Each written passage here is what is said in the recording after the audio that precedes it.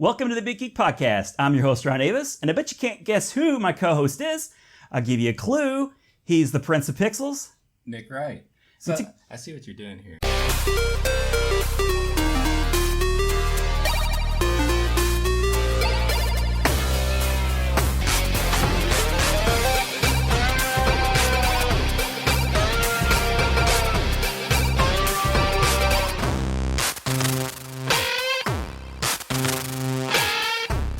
Yeah. You like that? That's a board game. Those are board game puns. That's right. And together, we like to geek out over things from nerd culture, sometimes from the past, sometimes present day, sometimes from the future. But it just so happens that this episode, we're looking into the past. We're going to talk about 10 great board games, basically. 10 more board games, because we've already had the one episode a long time ago. Part D. Part 2. And, you know, when we were doing that episode, I couldn't help but think in the back of my brain, I wish we could get one particular person involved.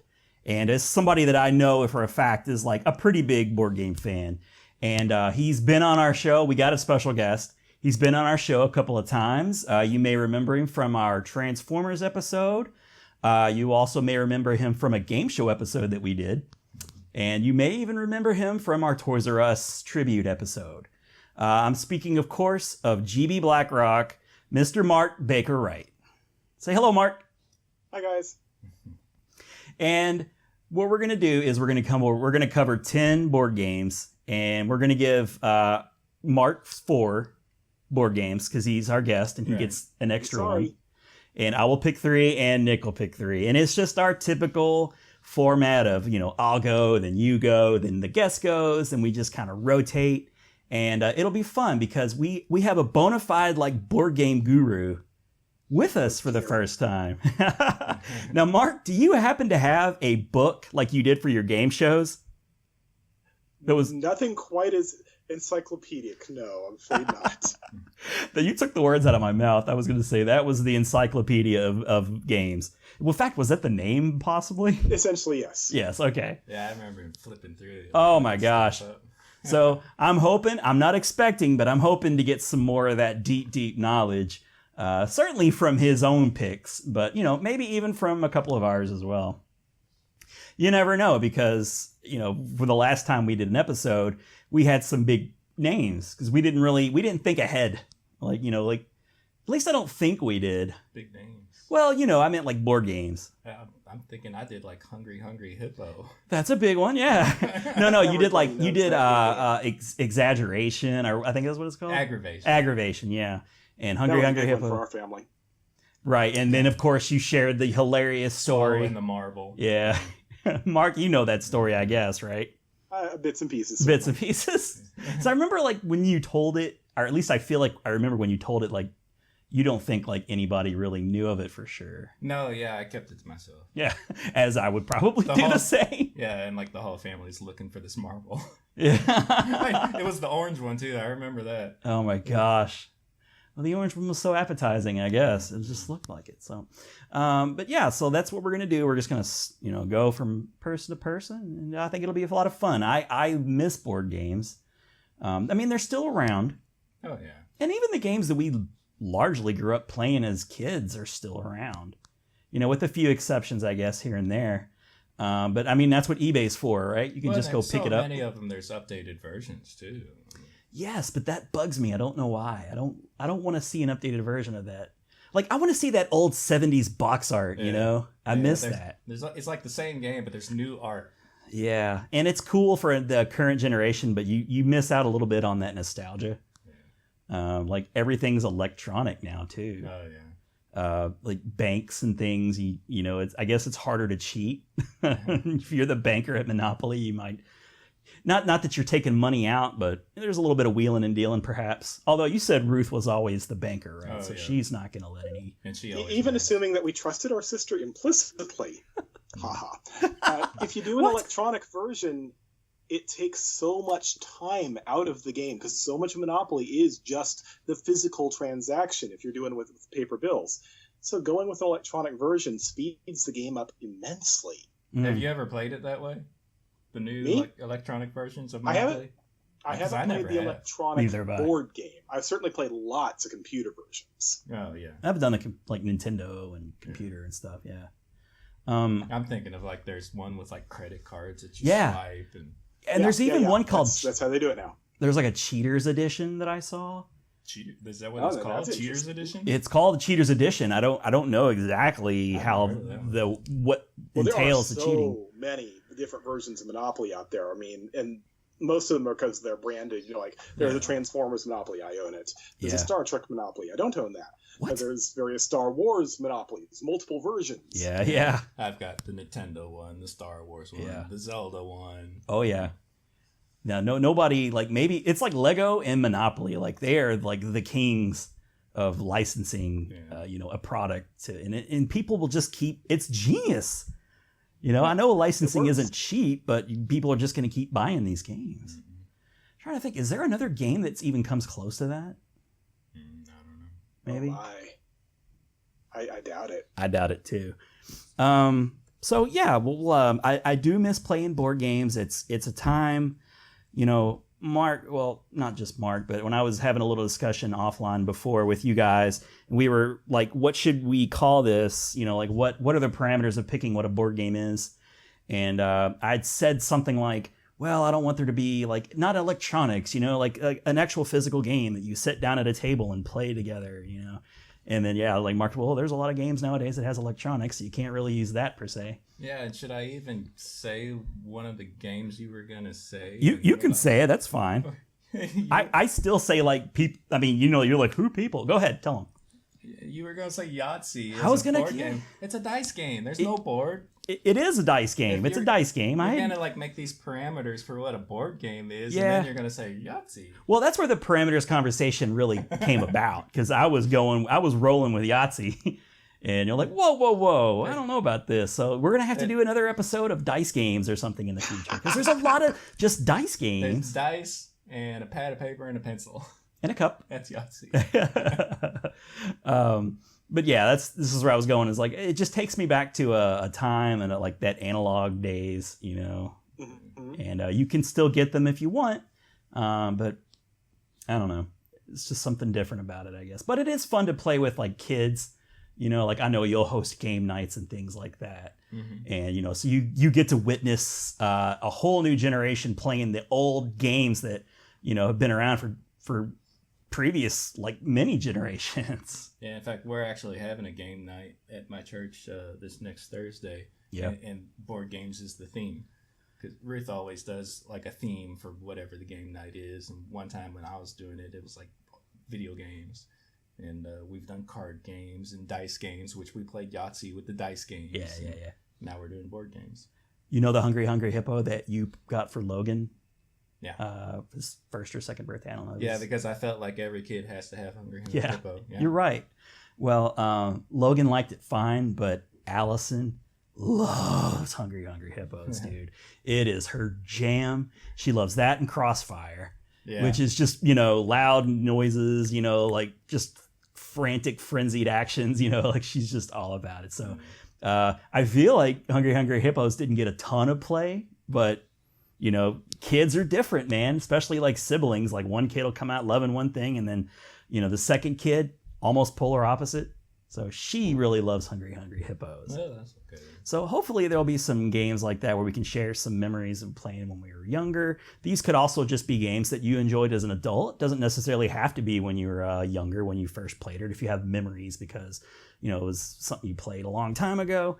I know that some of the games that I've done in the previous list and also in this particular list, games that I will occasionally still play. So they're timeless classics. Mm-hmm.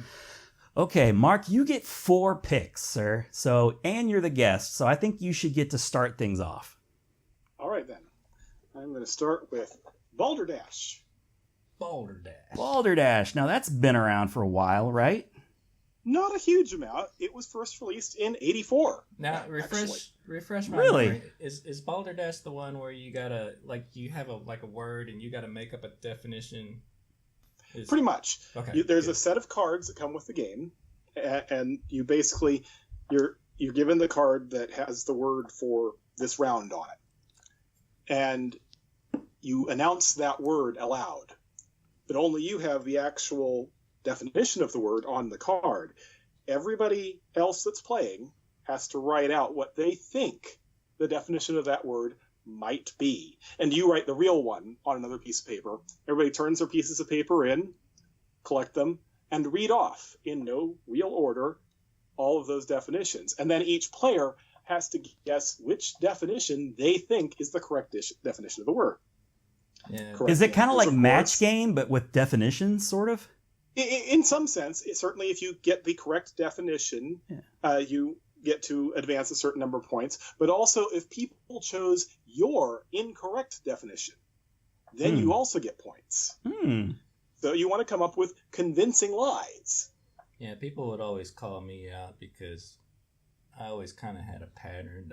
I'd always be like, this was an ancient something. Oh, he said this is ancient. This is not ancient Chinese. Now, I know this proverb. is secret. the game show episode. Huh? I know this isn't the game show episode, but there have been at least 2 game shows that did a similar pattern. The first one was called Liar's Club. And in Liar's Club, and I don't expect you to remember it, the most recent version is still decades old now. But they were given some strange-looking object. That's what I love. Like they found at an antique shop. And each of the celebrities would give a different definition for what this object is actually for. Yeah. The other one was more recent, still in the 80s, though, called Wordplay. And Wordplay used the same basic theme of words and definitions. It had a different scoring mechanism, but that was about it.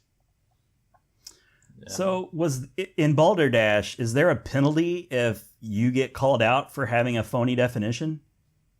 Oh, no. In fact, you want people to come up with your definition that you wrote down as phony, and you convince them. Somebody would, you're trying to bluff them. If somebody guessed the one I made up, I get points, right? Yes. Yeah. Okay. So the guesser gets points and the giver gives points? You get points for getting the correct definition, and you get points for getting other people to guess your bad definition. Oh, okay. Nice. I get it. I understand now. Cool. So you see the definition on the card, and you just go ahead and make up your... Right. Each person takes turn reading from the deck of cards. That sounds fun. I could play that, for sure. It's been years since I played it, but yeah, it's fun. Now, I think you said something about points. Is there a game board to advance pieces, or is it you just add up points to a certain, predetermined... For this, I actually pull out, I've got little markers here. Yep. You do, in fact, go around a board. And basically, it's getting to the finish line because you're allowed to go, I say points, that many spaces. I gotcha. Okay. Yep, that was my question, because when I hear points, I just think about adding up points to get to 21. Yeah, because honestly, the board in this game is incidental. It is simply the scoring mechanism. Let me see that box again. That box looked a little bit vintage. Yeah, I don't recognize that one. Yeah, I don't either. Yeah, I would be willing to bet that more modern versions look different than this, because this is still Parker Brothers. And Parker Brothers, well, it's not that it doesn't exist per se. It went out of business. Hasbro bought it, and Hasbro releases it basically for Big Lots games now. But Parker Brothers is not the name you would see on a Balderdash board. I didn't know Parker Brothers went out of business. Well, they were bought out by Hasbro. Hasbro's buying everybody, basically. Because they bought, Kenner and... I think like everything we have here is either... There's one Parker Brothers, and everything else is Milton Bradley. There's a Hasbro right there. Milton Bradley doesn't exist anymore either. No, what? Really? Like everything I have has an MB on it. Oh my gosh. They were the best for ages and ages. Yeah. They were bought out also. I think still by Hasbro, but I'd have to look that one up. So I have a question for you, Mark. So one of my games I noticed was created by a certain company that owns it, and bigger companies that distribute board games like Parker Brothers, Milton Bradley, whatever, they actually buy a license to distribute the game. And that's not uncommon. Not uncommon, right? Because I was confused, because one of the games that I'm going to bring up, for a certain run, it was Milton Bradley, and then for another long run, it was like Parker Brothers, which, that I'd never even thought of that or heard of that. You would just imagine that Parker Brothers, Milton Bradley, whatever, they just wholly own the game, and then they just keep bringing it out as often as they like. But no, and sometimes it has to do with if you're in a different country. They are in a different country, distribution in that country. I have verified, by the way, Milton Bradley was bought out by Hasbro. Oh my gosh.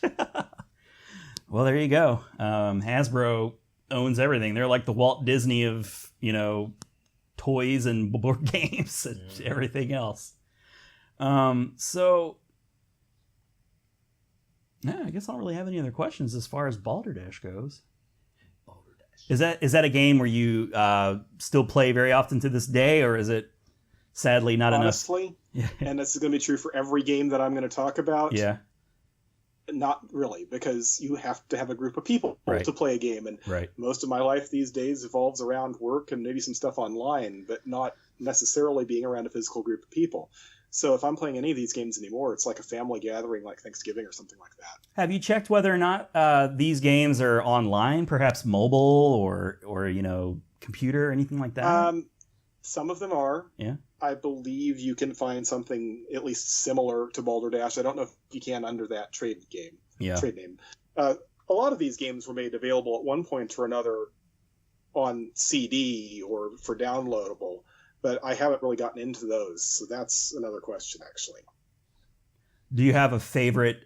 Do you remember having a favorite, like, made-up definition that you just particularly liked and cling to? You remember it? Oh, my. Kind of like Nick tended to talk about, like, ancient cultures and history and such. I would tend to gravitate to things like strange, not necessarily superpowers, because that would be a clear fake, but strange abilities or things that people might do. Try to make it sound obscure but plausible. Oh, right. Okay. Like secret government experiments that cause mild telekinesis or something. the act of throwing a ball across the baseball field. Something that Oh yeah, okay. Right, because I mean that has a name. You're like, well, isn't it just throwing? Yeah, like the fancy name for that. Sure, I get it. So yeah, and if you can pull it out, if there is actually such a term for that, I don't know it, but it's the kind of definition I might gravitate to. Right. Okay, and it's not overly baked and complicated. It's just It can be. Well, your particular example is just simple enough to where I would buy that more probably easily. That's the hope. Yeah. Cool. But some of the real definitions are extremely complex, so there's that too. Okay, so you gotta play that aspect too, I suppose. Cool. And it's never been a TV show or of any kind, really, I guess. Well, I was actually going to save this for later, but as a matter of fact, we can save it for later if you like. I am not intentionally choosing game show games. I realized after I chose the list that everything I chose has been a game show at one time or another, or has been a Balderdash game show. Awesome. Nice. So when was that? Like 80s? I want to say mid-90s. I didn't look that one up separately. It lasted, I think, only for a season, and not even a very long one. Gotcha. And probably, in syndication or something somewhere? NBC, I want to say. Oh, okay. Without looking it up again, I don't know, but I think it was NBC. Gosh, I miss those days so much where you just turn on network TV and just get a ton of... I mean, you got the game show network and things nowadays, so it's not like you can't... CBS is the only one doing daytime game shows anymore. Yeah, I guess so. With Price is Right. Is it just Price is Right? And they've added Let's Make a Deal in more recent years. Oh, I didn't know that. When you're ready. Now, I'm gonna linger a bit more. This is our show. We can go off topic if we want to, especially because I know it's something that interests all of us. Think, just talking about game shows on TV, this isn't even a board game. I'm just going to game show. Have you guys seen the new Press Your Luck and Card Sharks shows? Oh, he has. Yes. Is the short answer. Okay. I actually tried out. I auditioned for Press Your Luck. Really? You would have been a much better contestant than some of the people that I've seen on there already. I'm sorry, what did you say, Mark? I had a contestant interview with one of the contestant coordinators on Skype. He's not wild and crazy enough. I'm allowed to talk about it now because I didn't get on. Yeah. So if I had actually got on, I would not be allowed to say a word about it because it would risk... Sure. They would make you sign an NDA or something like that. Anything I might have won. But as it is, there's no real danger. I didn't get on. Well, I mean, can you try again? Is there like some sort of rule where you can't, try again? Do they keep your number and say like, we'll, keep you in mind? There are a couple of rules that play with this kind of thing. The first is it's already finished taping its season. Yeah. It's only 13 episodes, I think, in the summertime. Right. And they do them all in a block within just a couple of days. So I would have to basically wait for an announcement of a renewal. It might well get renewed. It's doing well, I think. Okay, good. I'm glad. Now, then, I do not know. My guess is that I would not be considered for the next season on the basis of my existing interview. Theoretically, I could be. Yeah. So basically, the rules are, and it's different for each show, but you probably can't have appeared on another show too recently. Okay. That's not a problem for me. Right. For a long-running show, not like for a lack of trying. Right, you can't have ever been on The Price is Right before. Of course, for that one, it's a little different because you actually audition practically by the act of being in the audience. For most, you actually do have to specifically say, hey, I want to be a contestant. So that's a different process there. Can you tell us like how the interview went? Like what kind of stuff? I felt good about it. This is very interesting. I just mean like what kind of things like they were like either asking or looking for. Like are you like acting like no whammy stop kind of. There were two parts. Oh my God. The first was I actually got a phone call, and on the phone call they both asked me some things about myself, asked me what I would do with the money if I won anything, and then they asked me a series of questions, basically just like the questions they would ask on the show to earn spins. And I answered those, I think, all but one of them correctly immediately. No, they said, they didn't give me any multiple choice options, I should know, because they do give the contestants multiple choice options after the buzz-in. Yeah. Anyway, after I finished with that, the guy basically said, you sound like the kind of person we would be interested in talking to more, so can you do a Skype interview? I said, of course, yes. And so we did a Skype interview, which went through some of the same material in terms of asking me questions and seeing how I was with the trivia. Yeah. And also asking what I would do with the money if I earned anything. But then they did do kind of sort of a mock game where they showed a mock-up of the Press Your Luck board. Yeah. Which was all a prearranged slideshow. It wasn't actually live or anything like that. Gotcha. And they asked me to go through the motions of hitting the buzzer, yelling out no whammies, etc. You must have been really excited, man. Well, the problem with that, as I discovered during that particular interview, and like I say, I still think it went fine, is they really did not allow any length of time at all between their prearranged whammy stops. Because again, this is a pre-recorded run-through in a sense. It's not actually listening to me in any way.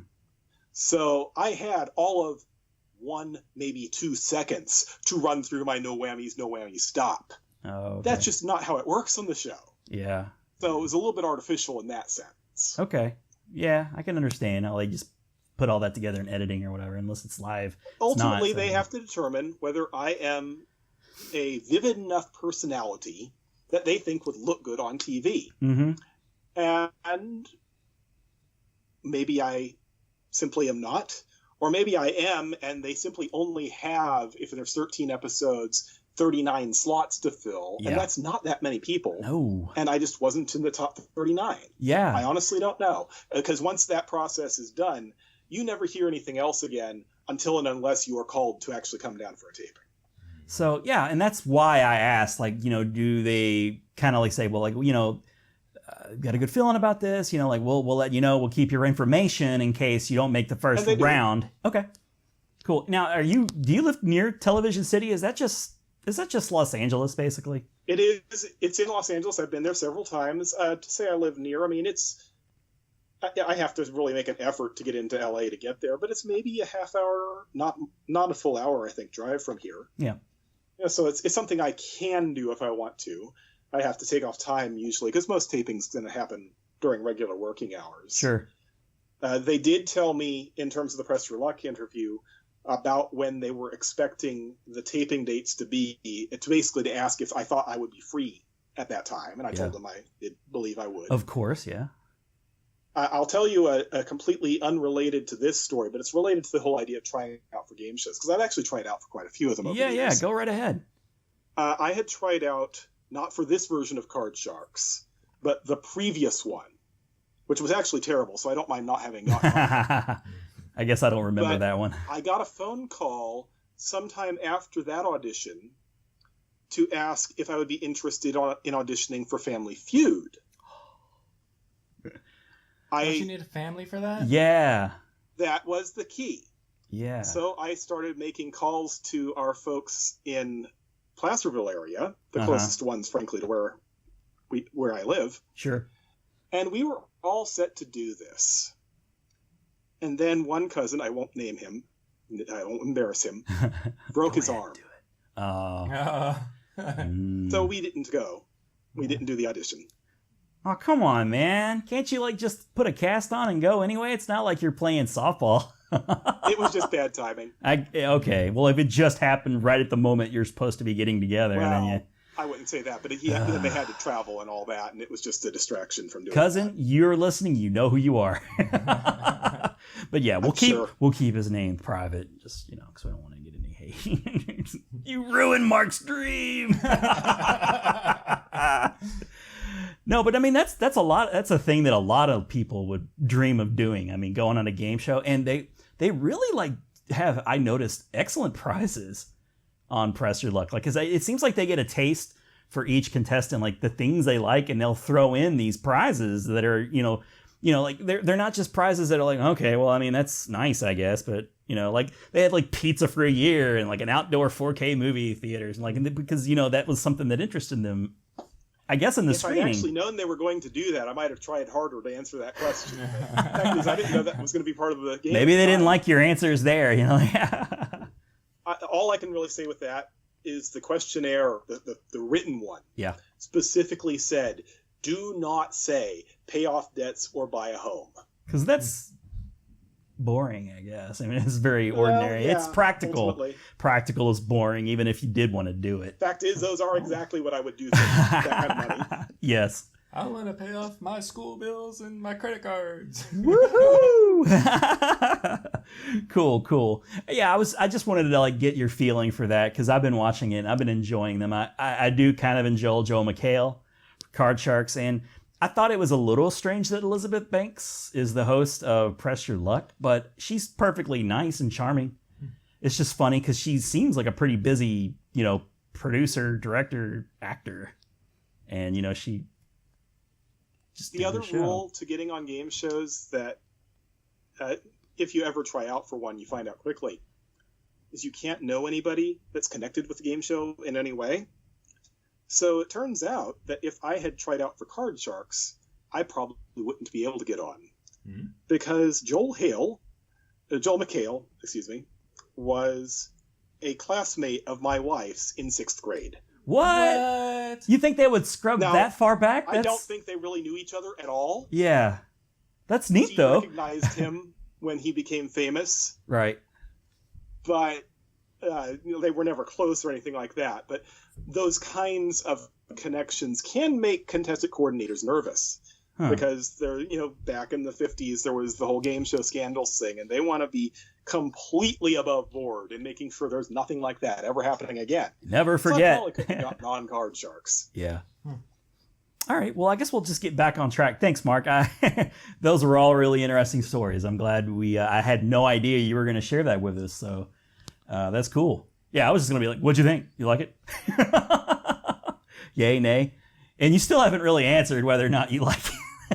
I do. Okay. I have criticisms with both, but they are actually very solid new versions. I like that they kept the feel of the original games. The whammies look similar to the ones from back in the day. The logos. Even adding that bonus round, which never existed before. Yeah. It is a very faithful feeling remake. Yes. It doesn't feel out of place whatsoever. And it's fun. I actually really like it. So anyway, I guess we'll move on to our next board game. Back to board games. Back to board games, folks. If you came for board games and we're starting to lose you for... I mean, let's face it. If you like board games, you like game shows too. I mean, come on. I feel like there's some sort of, intersection. There's like a Venn diagram of a person right there. Okay, I guess I'll go next. Or... Sure, yeah. Okay. All right, so my first choice is a little game that I'm pretty sure everybody's played. They're very popular in a little restaurant called Cracker Barrel, but I've played them in restaurants pre-Cracker Barrel though. And I don't even know the official name of it. I was calling it unofficial, like triangle game. I just call it the peg game. Peg game is something else you would, commonly hear it referred to as. Wikipedia calls it Peg Solitaire. Peg Solitaire is a great name for it, though, because it's. But I actually do think, and you've already demonstrated this, it's called a lot of different names because it's evolved over many, many years in many different forms. Triangle's not even the only shape that you can see. Like they come in, yeah. Now I'm gonna have to add that when we were coming up with the criteria of what makes a board game, yep, and you named off your 3, at least at the time these were your 3. Right. The things changed. Right. That this was the one you were concerned that we might challenge you on, and not Yahtzee. Yeah. And I'm like, well, at least the peg game's got a board. Yeah. It does technically have a board.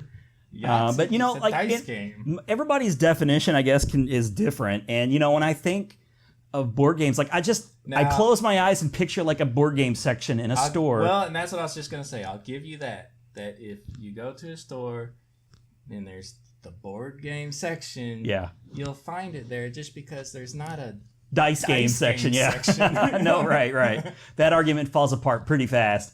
But it's incredibly addictive. They're ingenious because you order your meal, then you just immediately pick that up and start playing it, and almost until your meal is there, and then you just put it away, go wash your hands, and then put it away. But it's a lot of fun. It's another timeless classic. And here I thought I was the one that picked obscure ones. But that's the thing. Like, this isn't an obscure game. Well, everybody knows it. Well, everybody that goes to Cracker Barrel knows it. But you gotta admit, man, if you're gonna say, like, go to somebody and say, hey, give me like your top 3 board games. Yeah. Who's gonna pick the Cracker Barrel? Yeah. Probably not gonna be in people's top 10, but if people give it enough thought, they might go, I'll consider it for my top 10 because I have played it a lot and I do have fond memories of it. And it's just certainly played it a lot. Oh yeah. Yeah. And there was this. I don't even know if it was a franchise or whatever, but there was this restaurant that my mom liked, and we would go there pretty much every Sunday. It was called Po Folks. Po Folks. Oh, I know yeah. Oh, moon pies. Yeah. Yep.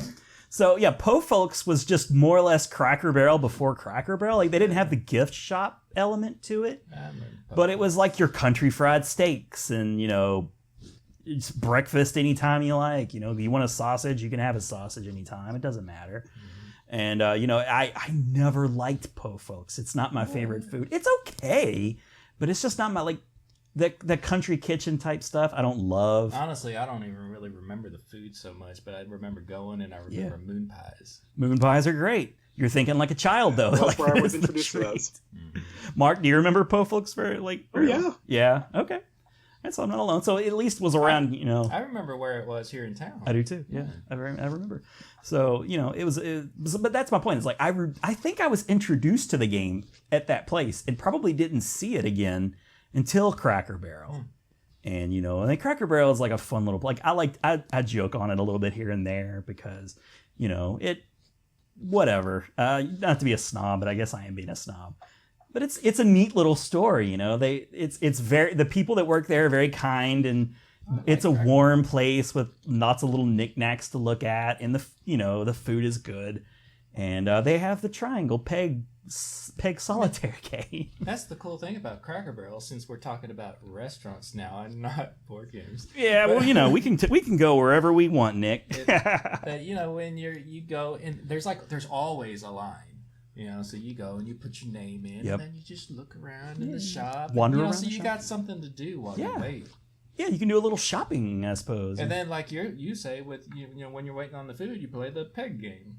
It's so appreciated. Or checkers. You go over to the giant checkers. The giant checkers on the front porch, basically. Sit by the fireplace and play checkers. Yeah, it's very warm and inviting, a restaurant. So, gotta love it for that. Mark, do you have any anecdotes when it comes to Peg Solitaire? Oh, that's. Do you just have the a reason system I to tend beat be it? Very competitive about it. Do you have a system to beat it? You know, I thought I did at one point, and either I did and I totally forgot, or I'm just lying to myself. I'm not. I would say the same, actually. Because I felt like at one point I could pretty consistently do it. Yeah. And then it's like, it just went away, because then it's like I couldn't do it anymore. So I could count on one hand how many times I've actually done it. So, whatever. But yeah, I'd say about the same as Nick. I feel like I used to, but it's been so long now that I just can't be sure of that. I'd never thought to do this, but I started looking on, Googling things to see if there were, like methods to beat it. And of course, the internet being the internet, there are lots of videos and instructional guides. I think they call it like the triangle method or something. Like you want to start always with peg 1, which is the very top. And you want to start it out in such a way that you have a triangle of empty spaces at the top. And then it's just a method of keeping pieces on the outside, more or less. But it's stated that if you make, all it takes is 2 mistakes at any point and it's unsolvable. So if you make that mistake at the beginning or, wherever, it is unsolvable. Interesting. Yeah. So, it's kind of neat. So, but there are people that I know they probably can like do it in a handful of seconds, I'm sure. Just like with Rubik's Cubes. Those freaky people that can do a Rubik's Cube blindfolded. Oh man, when Eric can't do it anymore. He lost the gift. No way. He had the gift of the Rubik's. Yeah, when he was here not long ago, I brought one out and I wanted him to do it, and he's like, "Oh man, I forgot how I can't do it anymore." Nick, you kind of amazed me when you whipped out the old app, the Solve It app. Oh, yeah. I'm like, hold on, I can do it. Yeah, that's right, because we had bought Logan a Rubik's Cube for Christmas, and you jumbled it all up, got frustrated, after maybe just getting one color. And you took the picture, and it took a while, and it wasn't impressive to look at, but I was certainly impressed by the technology. Yeah. I wonder if that's something if there's a some sort of trademark on that, like maybe you can only buy them at Cracker Barrel or something. Yeah, they've got like the monopoly. For there to be something defensible, it would have to be distinctive. And now with Cracker Barrel's version, it's possible that the specific language they put on it, what is it? Oh yeah, need 5 or more, you're pretty dumb. 4 or more, that kind of thing. Yeah. It could be that kind of thing could be protected. Mm-hmm. But my guess is we're talking about a game that's so old that copyright is no longer possible, and that trademark is probably not particularly viable. Okay. So just any old Joe could probably just make up some blocks of wood and put saw some holes, drill some holes. That's how it is that Cracker Barrel has it. Yeah, maybe. That's interesting though. I'd like to know who owns that, if anyone, or if it's just public domain or something. It's just been around so long. It's in terms of copyright, I think it probably would be public domain. Yeah. But something that's really old, public domain, can still be trademarked if you have a word or a label, some kind of icon that is marketed to basically say this is from us. Yeah, that kind of thing can still be trademarked. Gotcha. Cool. All right, well, we'll just move this thing right along over to Nick with his first pick. What do you got for us? Well, I kind of mentioned already that, I'm always doing the obscure ones when, you kind of took that with the peg game. Yeah. But I guess I'm always about the brand names. So that's kind of my theme for these board games. So I don't really have the board games like everybody knows, like the Monopoly and Scrabble and whatever. But I've got the real Ghostbusters board game from back in the 80s when that was popular. That I remember playing that with my friend Eric, and we just mentioned him with the Rubik's Cube. Yeah. That and actually it was his game. I might have mentioned it, I think, on the last show. You did mention it, but I don't think we talked about it a lot. But it wasn't like one. It kind of got grouped into just licensed official picks, though. So. Yeah. But yeah, that was fun playing that. I don't really remember a whole lot about the game. I remember there was the board was like a haunted house, I think. Mhm. Like, so there's like different rooms, like maybe 4 rooms, like each quadrant was like a room, and there was like some kind of like plastic tower or something in the middle, I think. Oh yeah? So there was sort of a a 3-dimensional element to it. Yeah, I believe so. I don't remember a whole lot though. So I wish I could. I don't remember it either. yeah, I mean, I'm sure I've probably seen the box while like walking through the aisles of Toys R Us. well, and you know what? I mean, that's always what catches my eye is the Yeah. box, and that's, Oh yeah. that's ultimately what I like best about them. I think anyway is that it had that real Ghostbusters promo art on the top there. But yeah, I can't really speak to it much though. I haven't seen it. Do in you so remember long. if there was some sort of element that moved around the board that you didn't control, like a Slimer that would send you back to go or start or I don't really, Firehouse, whatever? Now see now I kind of wish I thought better about my picks because I don't really remember how you played it. Yeah, well, because like the Pac-Man game had the ghosts that somehow got moved around. I don't remember in which way they got moved. Yeah, and Other than the fact that like maybe you drew a card or something, right? well, save that thought for later because that might come up again. Oh, okay. Impeccable taste, sir. But yeah, I don't have much more to say about the Ghostbusters game because I just can't remember. So did it have the little, cardboard stand-ups with the little plastic pegs that you would Yeah, set like Ray and all those guys? It did have that. I'm almost positive it Yeah. had that, like the little colored little pegs. And Yeah. you stick the cardboard. Oh gosh, I love those. It was almost like little like impromptu like toys, really. Yeah. Just kind of stand them up, and it's like you have the real Ghostbusters. Mhm. And I'm sure this came out around the time of all the toys from, was it Kenner that made the real Ghostbusters toys? Kenner made the toys. Yeah, I'm Yeah. pretty sure. Yeah. Yeah, okay. So, you had that option, I suppose, if you wanted to. But And it was very, very early on in the real Ghostbusters line. Okay. So because I kind of remember, like, it didn't really have anything to do so much with the cartoon at all. It was just kind of the name because I think some company was making this at the same time, like yeah. they're producing everything else, and so there was really no relation other than the name, from my recollection. Do you still have the real Ghostbusters board game? See, I never did. Oh, okay. It was just Eric's and you Eric played did, his. yeah. Okay. Gotcha. Because I was going to ask you if you remember Now, getting it. Does he still have it? I don't know. Let us know, Eric. Yeah. If you're watching, listening. Cool. Yeah, we'll have to pull up a picture of it or something. And put it on Yeah, the screen. I'll pull up some kind of a picture and just because for myself too, I'm curious what it looks like. Yeah. You described a tower, and then like I guess there's is Ecto 1 involved in any way? I almost, I'm not sure about that. I almost feel like there might have been like some stairs like going up the tower, like maybe. Oh, that would have been cool. I don't know. Yeah. I hope I'm not just making stuff up. We're just I'm fabricating a really cool game. And I think it had like actual little like proton packs with batteries, and you could light them up. It was great. But I mean, I wouldn't know any better. It just made me want to go find it on eBay. Yeah. Cool. All right. Well, Mark, on to you Mark. said you really had no knowledge of that game in particular. What Not are your really. feelings on those games in general, Mark? Do you mean licensed games in general? Yeah, like simple license games that oftentimes don't. It only exists because some cartoon or something exists. Yeah, More often than not, the gameplay is secondary and so often forgettable, as it turns out. Thanks. As a fan of a number of licensed properties, I am almost always glad to see that they exist. awesome. Yeah. Cool.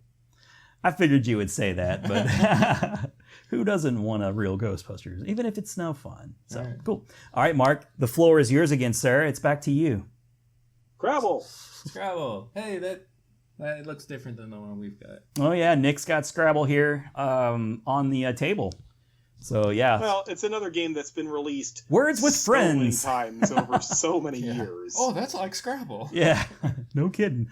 Yeah, I mean, and this is one again that's also, I think, hit a certain renaissance through Words with Friends and various online interpretations of the concept. It's so funny when you get a kid that, like, all they know is Words with Friends, and then you pull out Scrabble and, oh, that's kind of like Words with Friends. Yeah. Oh, yeah. Oh, where do you think that came from? Nick, do you remember that word that Bart tried to slide past the family in that episode of The Simpsons where they were playing Scrabble? Quidjibo. Quidjibo! Thank you, Mark. I didn't know about Simpsons that much. I don't know how you knew it. Mark's the man. Yes, I remember that. Now that you say it. In fact, there is a Simpsons branded version of Scrabble where you get bonus points for playing that. Oh, yeah? Seriously nice. Very cool. Yep. All I know is et. He ate a biscuit. Past tense, I do believe. Now, Mark, do you remember the game that was similar to it called, I think it was called, was it called Word Up or Stack Up? Upwards. Upwards, that's it, yeah. We actually owned it for a while. Yeah, I did too. I did too. That name sounds familiar. I'm not. You guys might still have it at Mom and Dad's place for all I know, but the idea there was that if you had a tile that when placed on top of an existing tile but could still create a word, you could do that. Was it like a red plastic board? The board itself was, yes. I remember the tiles were like white plastic. That's all really they stacked up on each other. Yeah, yeah, it was neat. In theory. Okay, yeah, I remember that. I didn't really ever play it, but I remember it. Maybe, yeah, no, that I don't remember playing it a lot. I remember getting it. And I don't know if it's just a scenario where it's just one of those things where it's just not Scrabble. So it's like, I could just play Scrabble because I love Scrabble and know Scrabble. My guess is, without knowing any of the history of that particular game, is it probably made a lot more sense in concept than in actual gameplay. Mm-hmm. When we were actually playing Upwards, it was not terribly common that we could actually place tiles on top of existing letters that still made proper words more than a couple of times. Okay, gotcha. So yeah, it doesn't sound like a cool idea. You could do that, that was worth exponentially more points because they really wanted to encourage that. That was the gimmick of the game. And not that we want to get off on a tangent once again, but Scrabble the game show, one of my favorite game shows. There's almost no resemblance to the board game. Yeah, that's true. I remember it existed, but I don't remember like how it went at all. Yeah. Okay, we'll talk about Scrabble the game show then. Okay. It's essentially a crossword game, as is its namesake. Yeah. 2 players, and you're given a word. They tell you how many letters are in it, and it's usually building off of a letter. So either it starts out at the center of the board, and they give you like the letter I, 6 letters in the word. The clue is, and they would say something that almost always was some dreadful pun once you knew what the actual word was. Yeah, it was kind of like Wheel of Fortune, right? I mean, you kind of got part of the word. Chuck Woolery, the original host of Wheel of Fortune, did in fact host Scrabble. Okay. Yeah. But anyway, each player then has, in the middle between them, a bunch of numbered tiles. And there's always the same number of tiles as there are letters in the word, plus 3 stoppers, which are letters that do not actually fit in the word. Like the little letters would go across the screen. I loved it. Yeah, I kind of. Anyway, players would alternate, try picking tiles, placing them in the puzzle, and eventually trying to solve each word. First person to get 3 words, most of the time, the rules changed. First person win 3 words wins the game. Yeah. Did it have a catchy theme song like Monopoly? Was it dun dun dun dun dun dun? You don't want me to start humming the theme. Yes, we do. Yes, I absolutely 100% do. Da da da da da da da da da. Now, see, that's not ringing a bell for some reason. Da da da da da da da. All I remember is M-O-N-O. Yeah, that's Monopoly. P-O-L-Y. The Monopoly song, remember that? No. Oh my god. Monopoly, No, a commercial? Monopoly, the Monopoly game show. M-O-N-O-P-O. It was like There was a Monopoly game show? It was like the same time this was on, wasn't it? Lasted for only 13 weeks. It followed Super Jeopardy. Oh, well, then you act like this is like real common thing that's been out for long. Scrabble lasted for years. Yeah. Oh, yeah. Long time. I don't remember it, but I remember Monopoly. Yeah, Monopoly lasted only 13 weeks. Yeah, boy, it had a catchy song. Well, it apparently had a very catchy song, very memorable. But that sounds. I would love to remember know what a Monopoly game show would look like. I don't remember the game show at all. I just remember the Look it up on song. YouTube. How do I they believe you can actually truncate it find to some a short enough episodes. period of time, though? Like, that's I interesting. don't know. That's that guy right there. Yeah, that guy probably knows. Look it up on YouTube. I believe Okay, fair enough. episodes exist. He's like, I'm not telling you. Look No. Do your own homework, Well, lazy. honestly, for Monopoly, it would be very difficult to explain. Yeah. In Stop any treating kind me of like your concise personal wiki. Fair enough. Cool. Yeah, I mean, Scrabble is just a real basic game. It's the old, like if you played Word with Friends, you know what Scrabble is. Yeah. And it's a lot of fun, and I just love those little tiles, man. Just so satisfying. Little wood. Those little wooden tiles, and you set them on your little wooden trays in front of you. So satisfying. Yep. Cool. Quickly, do you remember which letter had the highest value? Well, Q and Z, I want to say both had 10. Actually, I want to say, no, J is 8, I think. I'd have to look that up. I'm not I was positive. going to say Q. I was gonna guess X or something like that. I think Q and Z are the most. Yeah. X and J are both at 8. Q would be very difficult though too. Again, I'd have to look at that. Okay. And you got to have U if you're going to use a Q. Yeah, there you go. You gotta hoard those U's and hope for a Q. But you get big points. All right. So is it back to my turn? Triple word score. It is. Whew, okay, so my next game, speaking of Cracker Barrel, is a really old game once again, and it often comes in a. We already kind of talked about this. Yeah, we did. We kind of talked about this, but I like to tease up to what my reveal is. But it's a game that is associated closely with another classic old game. Is that the only way you know your board games is going to Cracker Barrel? Apparently, yeah. That's why I was so fat, man. If I wanted to play games, I had to go to Cracker Barrel. But yeah, no. My second pick is Checkers, and it's a game that just about anybody can pick up and play. Very, very simple. It takes just a few minutes to explain the rules, even to a child. I forgot. You had mentioned what your games were, and I forgot I gave it away. No, that's okay. That's fine. That's fine. That's just a little foreshadowing there that we built in.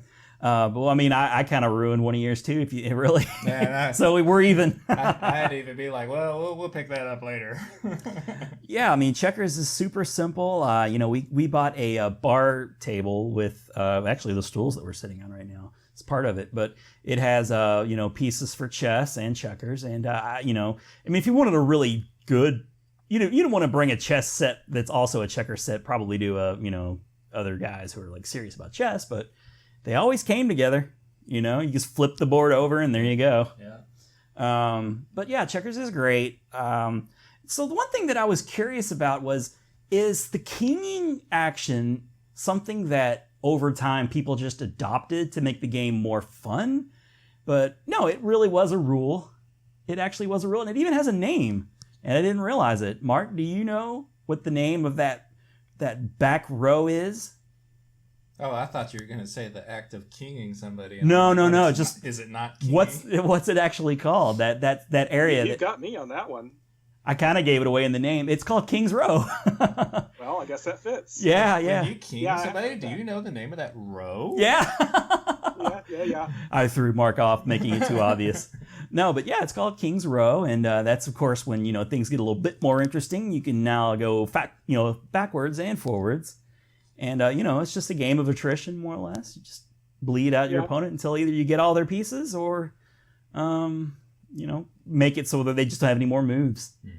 But it's so satisfying when you get a person, because checkers is odd because you only have those two rows to start with, and things get real congested and you're trying to be careful, but within a few moves you're double jumping people. It seems like there's no way to. It's not like chess really. I mean, it's I don't want to call it more of a layman's game, but I guess it kind of is. Although you could probably get really challenging, if you get a couple of checker experts, I guess.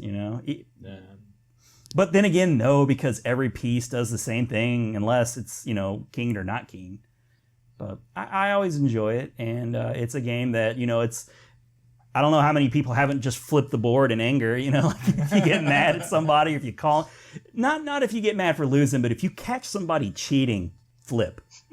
If you're positive, now you got to be absolutely positive of this. You got to see it and be sure to flip the board. Otherwise, you're just going to look like a jerk. Yeah. You know? So, Mark, any fond memories, anecdotes about checkers yourself? I think everybody's played it. Everybody's played it. The game's thousands of years old, so this has got to be one of the most common games on the planet. Excuse me, did you say thousands of years old? I have it from Wikipedia here that similar games date back to 3000 BC. What? Wow, that's incredible. Wow, that's so cool. And what else did I was like? They call it draughts or something in England. Drafts. What is it? Drafts. Okay. Yeah, but it's essentially the same game, right? They just have their own name for it. Yeah, it's just a British name for it. Yeah, so it's really cool. And I don't think I've ever seen like an IP version of checkers anywhere. Maybe there has been, but I've seen chess. There's been numerous like IP'd, versions of chess come out. When you were talking about all the different monopolies, we didn't say chess. We did not. Yeah, chess may be the other one that perhaps has not as many, but also very like several entries of that. And those fancy like chess with different IPs and whatever, they seem to be expensive. Yeah, chess. Like nice chessboards are not cheap, man. Yeah. They can get really nice, like just oak, just amazing. Now I'm wishing I'd picked chess. There's so much more to talk about with chess. But I won't bore you with anything else. Checkers, yeah, that's my second pick. So I've gone very old school. I've gone pick Solitaire and checkers. I would play Chinese checkers. I don't think I've ever played Chinese checkers. This is played with marbles, really? Right? Yeah. It'd be like a board that had like little dimples. Little dimples, right? That you'd put the marbles in. Essentially the same though. You're trying to jump another marble. Yeah, like you somehow had to get your marbles to the other side of the board, or I forget really how it was played. It's got to be pretty common if they're going to go ahead and call it checkers, though. Yeah.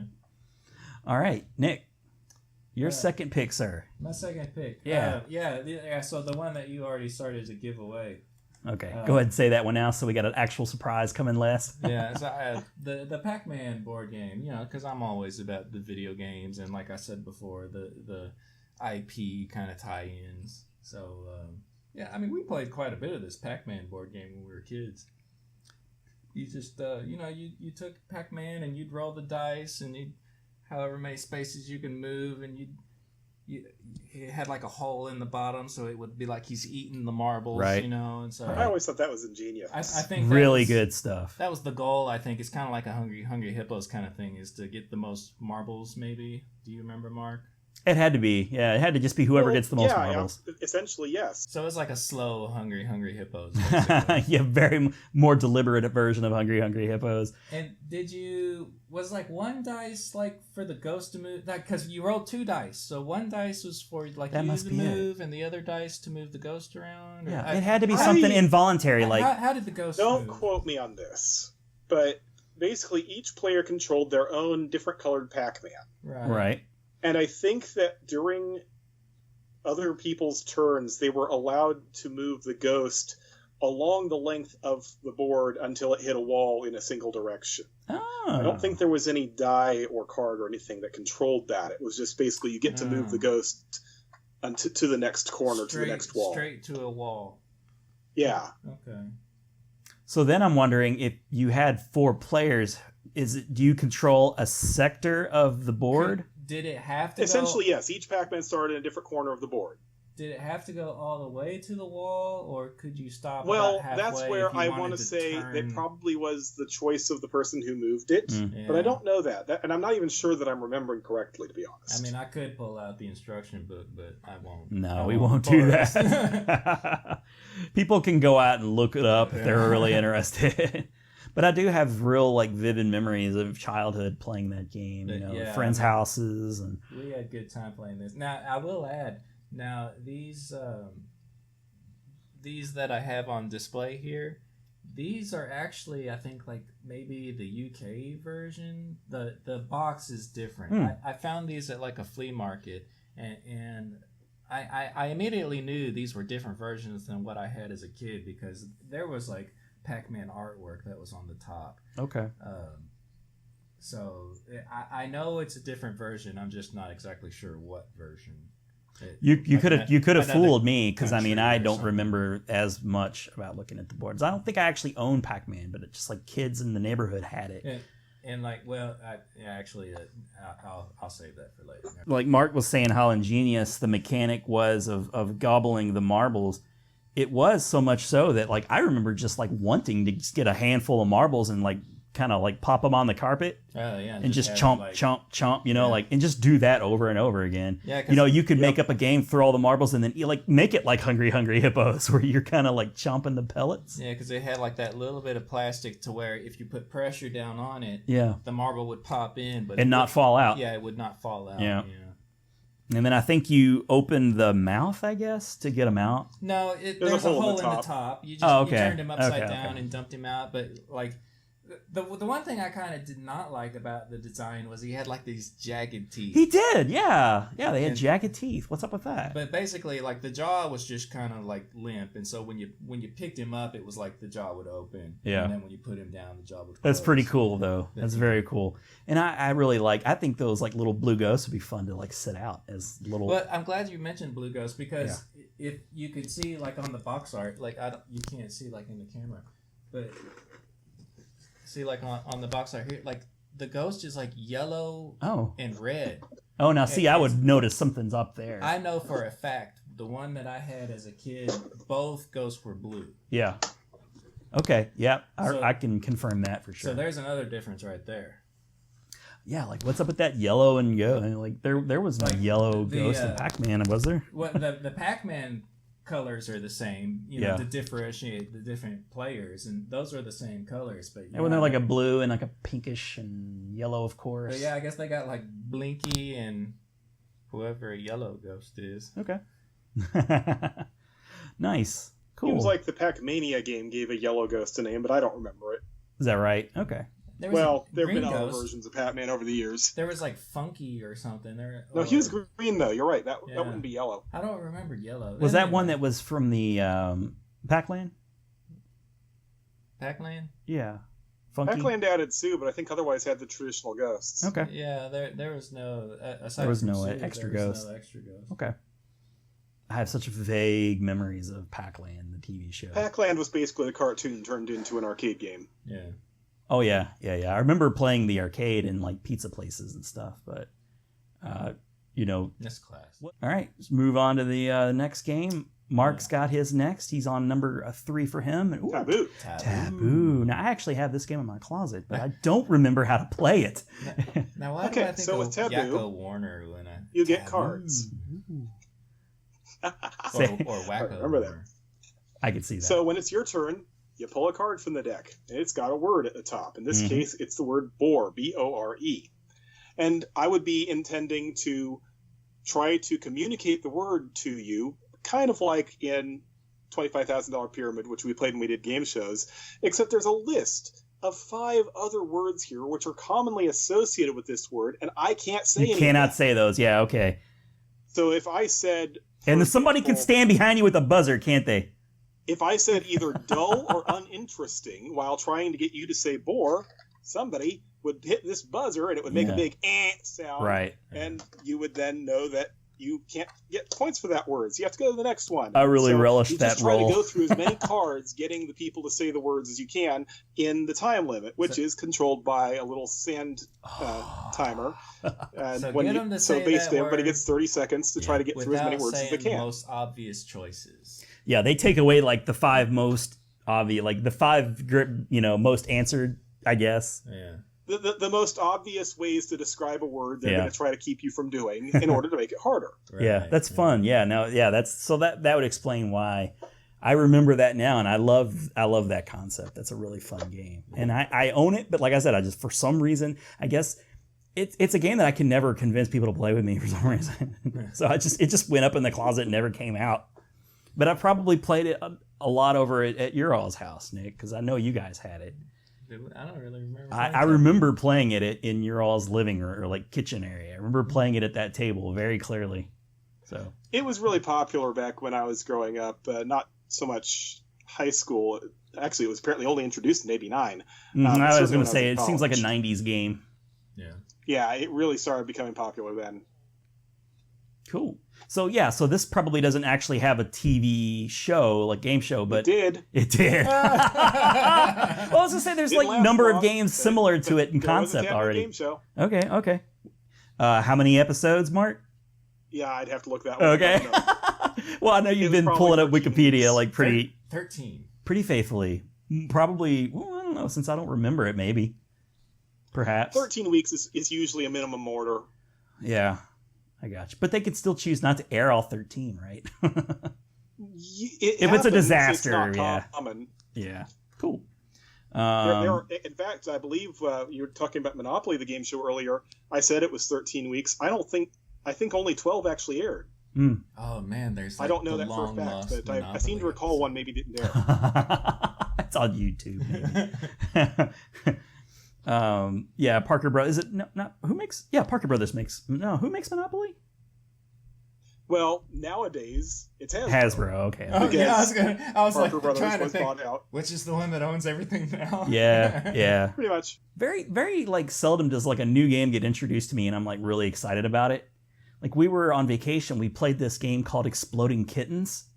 I've heard of it. Oh my gosh, Grace was playing that when we did a game night a few weeks ago. Yeah. They were playing Exploding Kittens. I was doing something else, but Grace was telling me like all about it, and I'm just like, okay, I didn't know. Yeah, what I mean, it's like about. it's kind of like an Uno type game where like the deck is stacked with 4 exploding kittens, and there's an exploding kitten, and it's just. I'm just looking at the fact that my cat is actually under the desk here.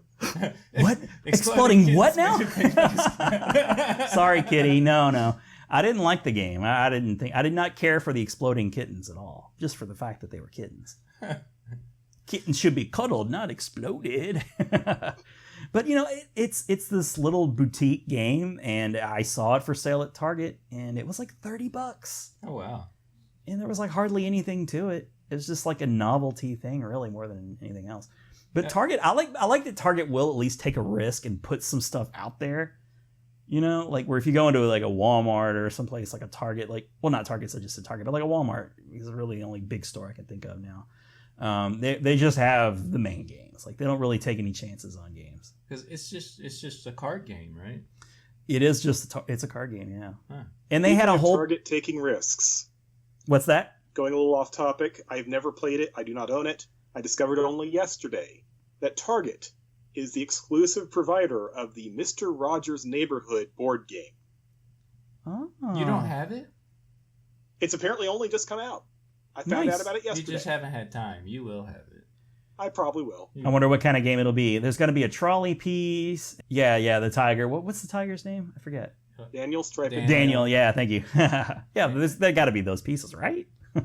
X, the owl. Who's the king? Friday. King Friday. Yeah, okay, King Friday. So that's like 4 pieces right there. That's... Lady Elaine. Who was the mailman? No, we could have like a thing. Rick Feely is in there. Oh, nice. Very cool. Yeah. Cool, Mark. I'll have to look out for that. It's got to be a nice game, suitable for all ages. More so than Exploding Kittens. What's wrong with you people, you monsters? Leave our cats alone. Okay, so I guess we'll move around to me. Okay. And we'll talk about my final one. So I think I'd said to you guys, like, I got 4 solid games, but like, I'm not really sure. And then you guys said, like, Yahtzee's got to go. So that made my third pick easy to step in, and it's called Stratego. Ah, yes. Stratego is a really fun game, and it's familiar with the name, but you'll have to remind me. Yeah, so there's like so it's military and themed, and you have, I want to say, like 40 pieces on each side, and they're facing quite a few. Yeah, there's a lot. They're turned away facing your opponent, and like similar to it's kind of like checkers, except really, I mean, once you, because you want to get to a point, you want to take a risk on like capturing a piece, and then both people reveal their piece and say whoever has the higher ranked soldier, their piece gets to stay, and then the other, you capture that other piece, or it just goes off the board. Mm-hmm. And there's I don't think there's any, I think scouts can move further than any other piece, and there's a spy that can disarm bombs that are stationary. They don't move, but you never know if you're going to hit a bomb. But if you do take your spy and you suspect that that's a bomb, you can take the bomb. But the spy is very weak. It's like the weakest of all the pieces. So just about anybody can take out the spy. Right.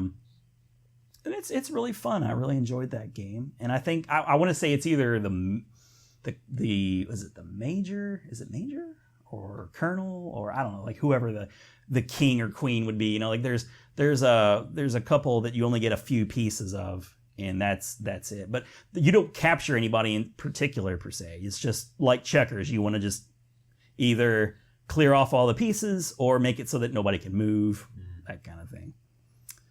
So that's really neat. And I liked it too that if you went to try and take a piece and they were the same, they both were eliminated.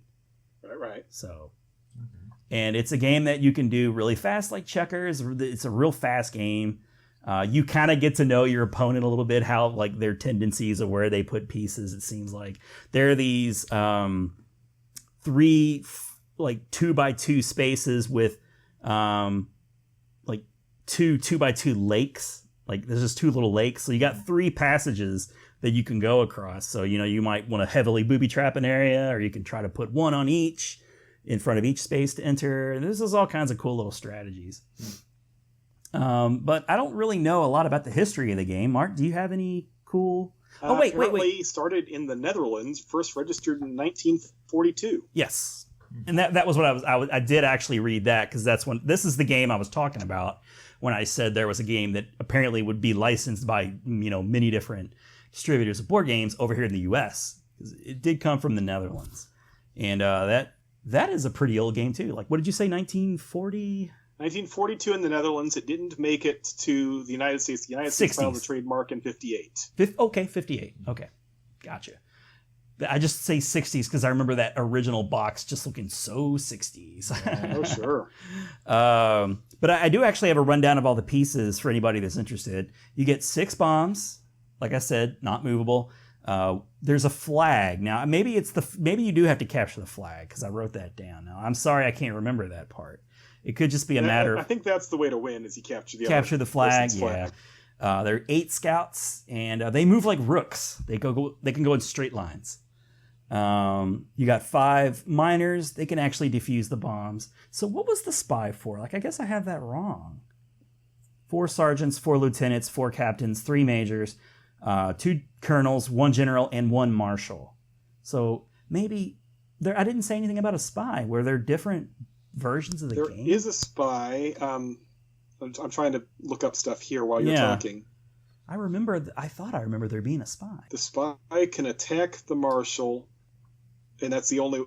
And it can take out the marshal that way, but even the marshal can attack the spy and defeat it. Okay, so they're kind of playing like a little game of chess between the 2 of them. Okay, I got you. All right. So yeah, it's a really fun game. You can set it up, like I said, just a few minutes, play it a ton, and I got hours and hours of enjoyment out of that game. But this may be another game that has like different themes. I don't know for a fact. I can't really remember any, but I feel like this is another game that you could take an IP and do something with it. If you had enough, like Lord of the Rings. Wait, did I actually have a note? Yeah, okay, it did. Yeah, so there was a Star Wars version of Stratego. There was I've seen that before. Yeah, there's a Lord of the Rings version. There's a Transformers, probably the Michael Bay movies. I don't remember that one. I've never played it, though, so I'm not real familiar. Marvel Comics and Pirates of the Caribbean. Those are some of the notable ones that I've jotted down. Sure. So, yeah. And, man, I would like to get my hands on a G1 Transformers version of that. Yeah. That'd be amazing. You got, like, cool. Optimus on one side, Megatron on the other. Like Starscream could be like the general. Translate pretty well. Very well, yeah. Absolutely. G.I. Joe could have done it well as well. Cool.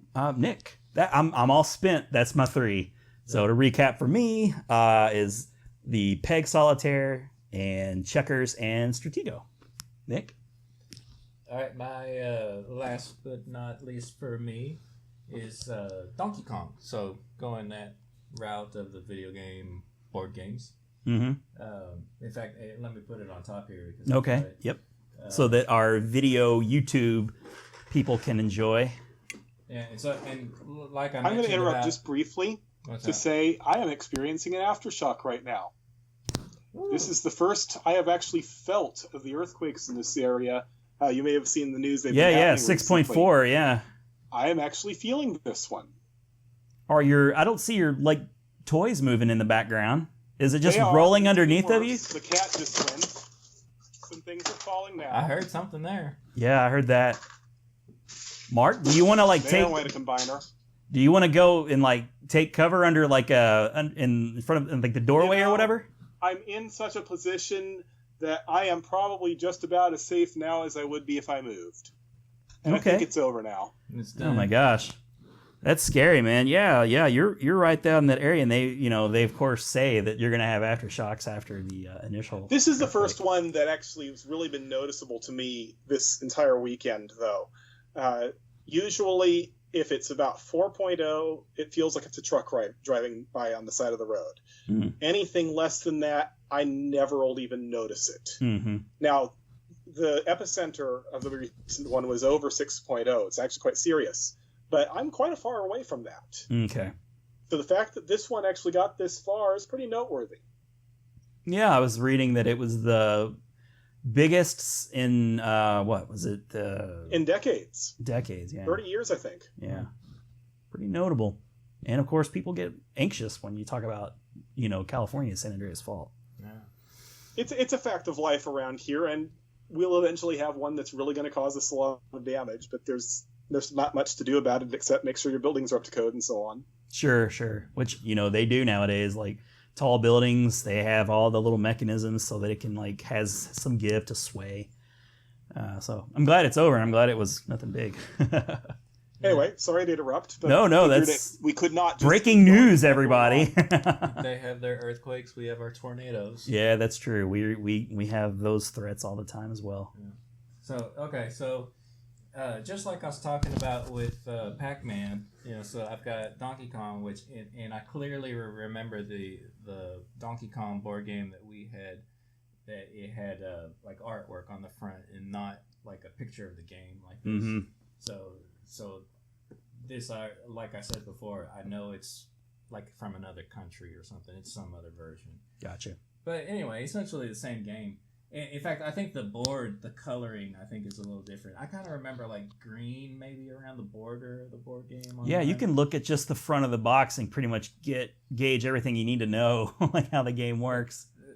We were talking about how cool the Pac-Man was because, he would like actually eat the marbles. That I really thought the way like this Donkey Kong mechanism was like really impressive. Because Donkey Kong was like hollowed out, and like one hand is like holding up, the barrels, and so you feed barrels, like these little plastic barrels, into his hand, and so they kind of roll down through his arm to like the other hand, which had like a little like rubber band kind of thing, and so it basically, like if you pushed it down, the barrels would like roll through and like set a barrel down, and like he'd lift his hand back up because of the rubber band. Yeah. And so it would deposit a barrel like in the space. And so then like if you like drew I don't think there's any dice. There was dice. There was dice and cards. I see the cards, yeah. Yeah, because the cards would tell you to do different things. And so you'd kind of move the barrels around depending on a dice roll or a card or something. I forget exactly how it went. But and so you would just keep like depositing barrels, just like in the game where he'd keep throwing barrels down, and so you just keep feeding the barrels through that little mechanism. It was just really cool though, because you just push down on his hand. So where would the barrels lay then? Like how did that work? Because you can't have a barrel rolling down all the levels and like in the game. It's kind of like the Ghost though. It would deposit like right in front of him, and then depending on whatever the card or dice would tell you to do, you'd move it a few spaces or whatever, and move it down ladders or just like in the game. Just follow the path. Neat, cool. But yeah, Donkey Kong is a fun little board game. I've never seen the Donkey Kong board game like in person before. We're not offline. I'm gonna have to get you to open that up so I can take a look at what you're talking about because it sounds neat. I always like the way the artwork of the board. It kind of made that construction building and gave it some depth. It was like kind of a 3D kind of look to it. Always appreciated. Yeah. I love when games do that. Yeah. Life is one of my all-time favorite board games because and Life looks different now, by the way, too. Like they don't have that bank, like the hills and everything. They don't really do that anymore. Oh yeah, like when you started the game, like you could go like around that path, like if you wanted to go to college or something. No, I don't. Maybe that's similar. I just mean like the pieces that you would, when you assemble it, you pop in like a little like a little hill or something that you could had spaces on. You go around it, like kind of bank the mountains and stuff. Yeah. They don't really have that anymore. Oh, I think there's something in its place, but it's just. It's different, and I don't like it. It doesn't have the 3-dimensional kind of feel to it anymore? I think it does, if I remember, because just for the first time actually ever, because I don't think Life had changed for years and years and decades, probably.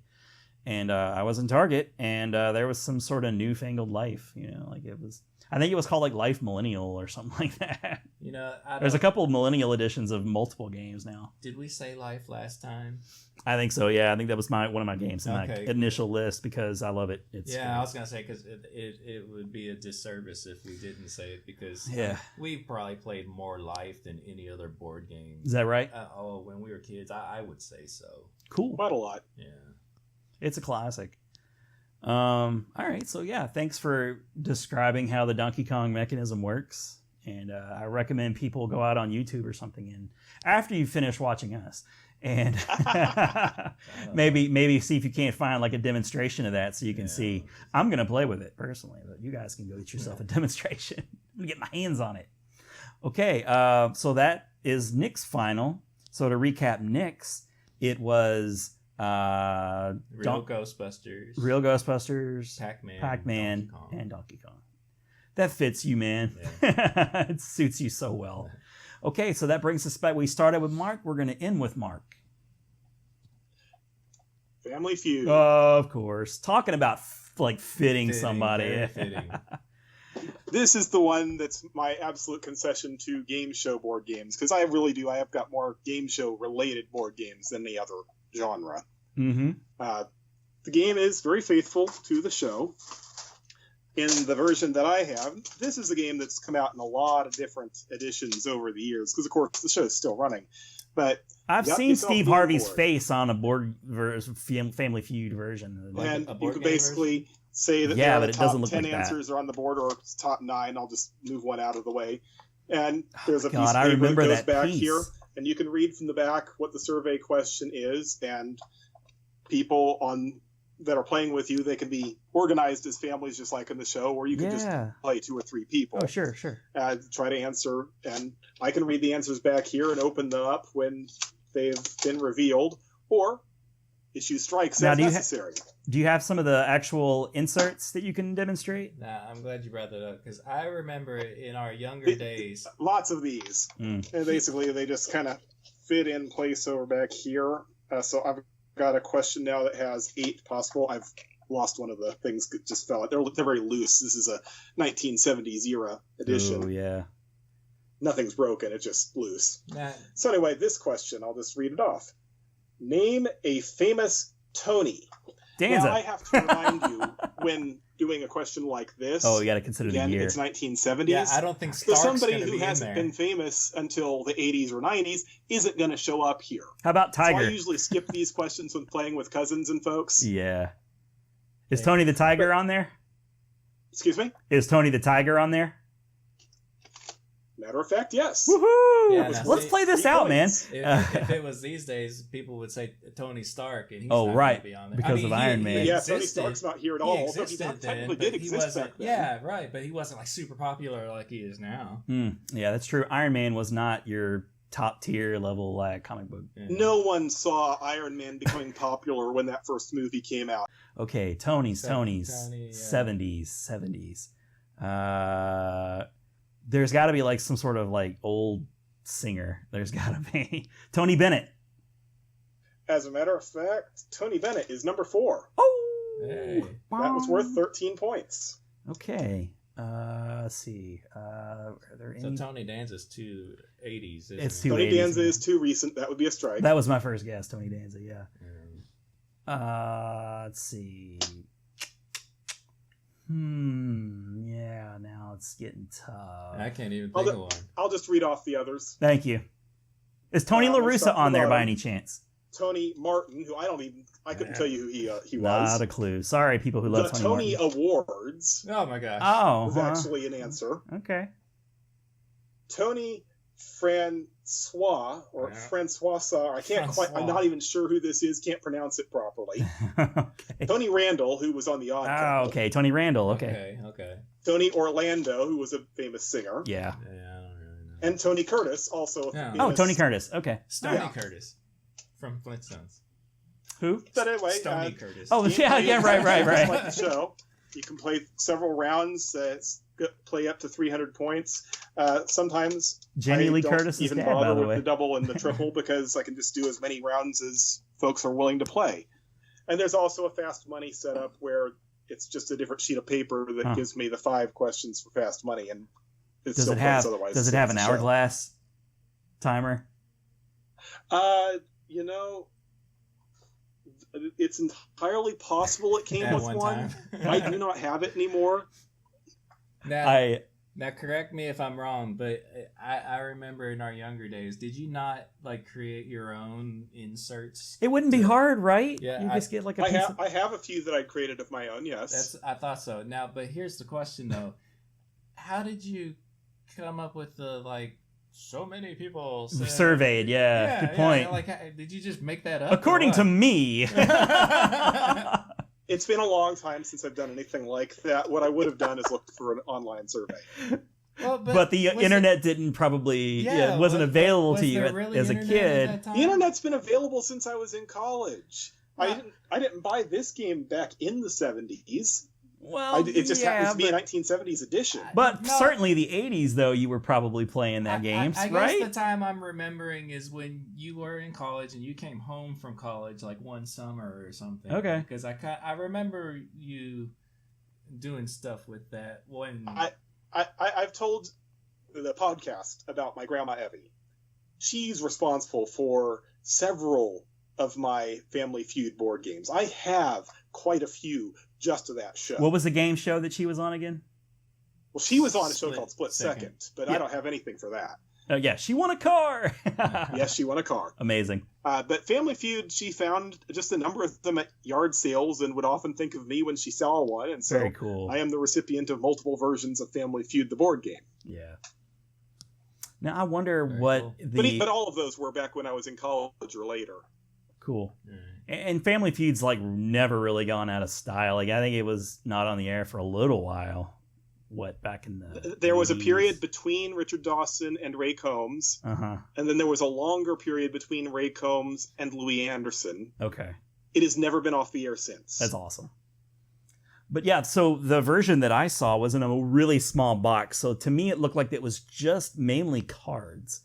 And I couldn't tell if, I just really couldn't tell. Like I assumed that, you looked at the card and they were like cards about like this and they had all the answers or whatever, but there was no cool like prop board like you just showed. Family Feud is available in many, many different forms these days. Not all of them are standard board games. I have one that is probably a little smaller than what you're describing. Mhm. It's actually called Strikeout, and it's basically a pack of regular playing card-sized cards. Sorry, Mark. So it's Family Feud like colon strikeout, or is it the game is There's called no Strikeout? colon in the way that they've done the font, but I imagine if I were to type it out, that's how I would type it out. Okay, Yes. okay. What I was getting at was it's Anyway, a version of Family Feud. Each card has a survey on it. Name 5 people named Tony.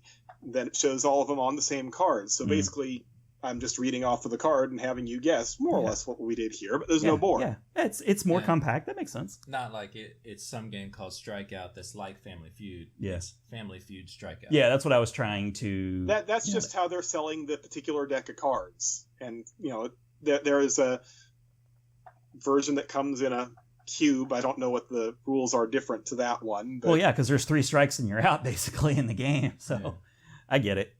So do they have a modern version now with the big game board? Sure. Oh, I'm looking for that. They keep coming out with new versions all the time. I'm buying that on Amazon later. Steve Harvey's smiling face on the cover. That's such a big face. Now, I wonder if he's going to be retiring soon. Like, it seems like he's been doing it a while.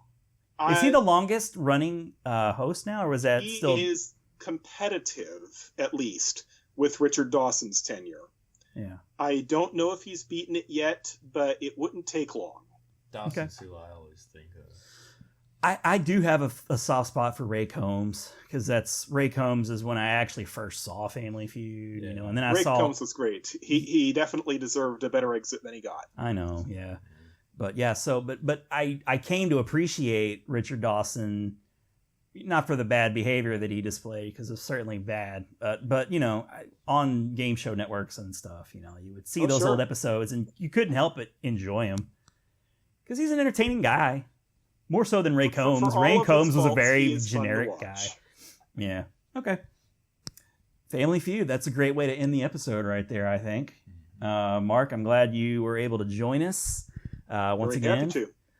I always enjoy having you on. There's always just a bevy of information that you provide, and you're quick on the draw with the wiki right there. I barely have to do any editing there. You just like pulled it right up and had it on hand. So it's always a pleasure to have you, man. We won't do another board game episode without you. And it's probably high time we do another game show episode, because we couldn't help talking about game shows even in this episode. So clearly we have a soft spot for game shows. Maybe, I don't know, Nick, do you have any more game shows in you? Game shows? Oh, I could probably think of some more. I'll say the Monopoly game show. Which do you prefer, game show, board games? Oh, I guess maybe board games, because there's more IP stuff to choose from. Okay, fair enough. Very good answer. Mark, what would you say, game show or board game? Oh, there's no contest for me. I'm a game show nut. I had a feeling you were going to say that. And for me, you know, it's probably game show as well.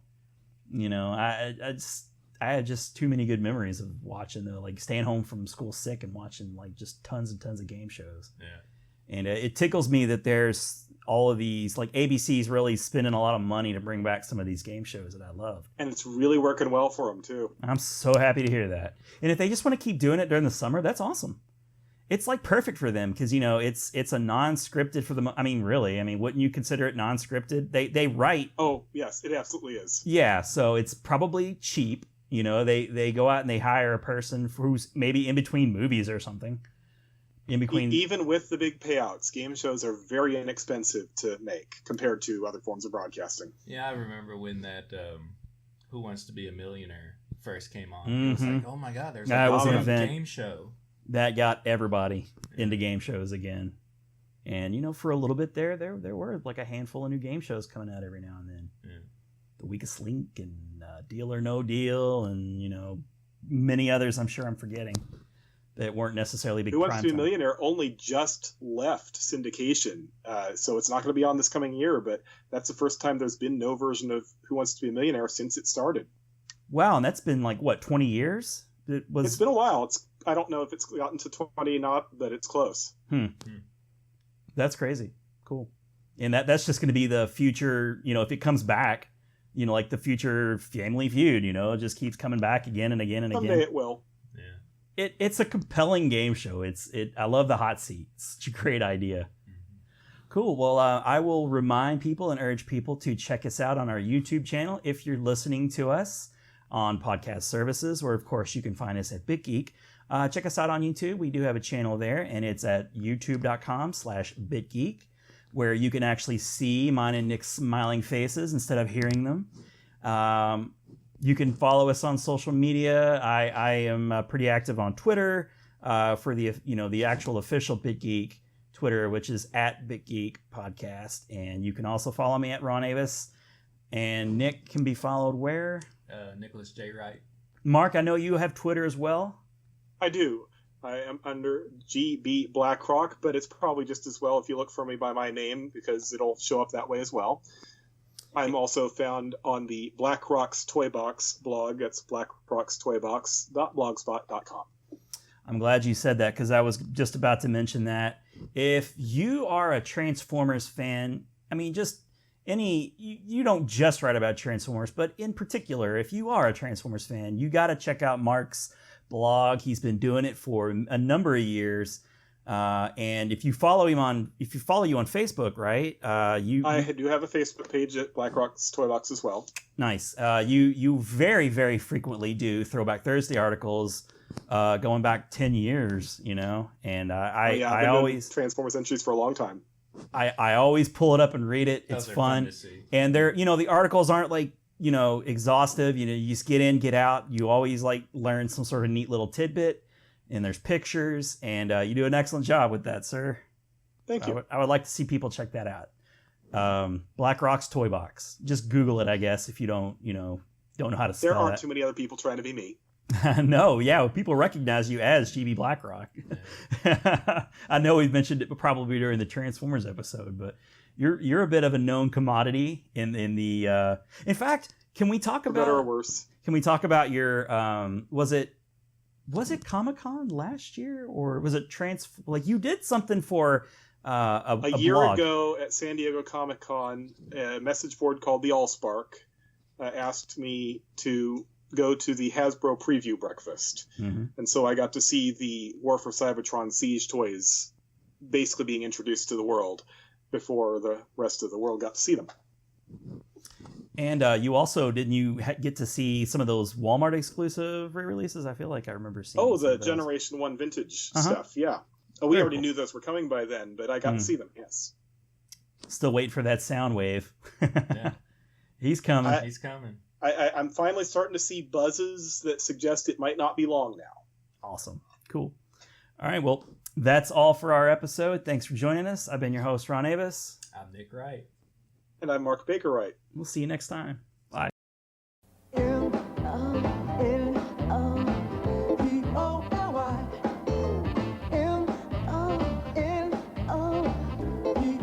Monopoly, the world's most famous board game, is now Monopoly, the TV game. Here come the players. The red player, Tom. The gold player, Deborah. And the green player, Trip. Here comes our hostess, Kathy Cargis. And here's the host of Monopoly, Mike Riley.